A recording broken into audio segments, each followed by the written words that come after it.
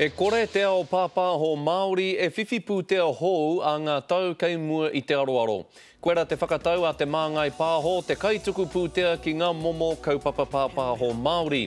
Hei tā te toihau o te māngai pāho, e rua ngā take i pērā ai, tuatahi ko te noho pā heke heke a te ao ohanga, tuarua ko te hiahia o te kāwanatanga ki te whakatōpu i āna rawa, hei āwhina ia o tautahi me te patu i āna taurewa.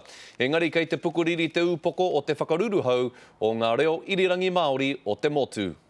Ro te wā mai te wā i whakarahi tā mātou pūtea i rungi ngā irirangi Māori.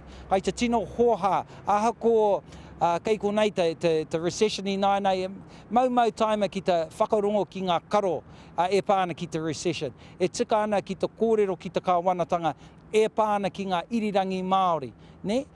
I te mea kei te whakarahi rātau te irirangi Pākehā, ne? National Radio, i ngā wā katoa. Engari, kua ware mātou, kei te hohāhau, kua tai ki te wā, ki te tini o rātou whakaro, ne? E pāna ki te kaupapa pāho Māori.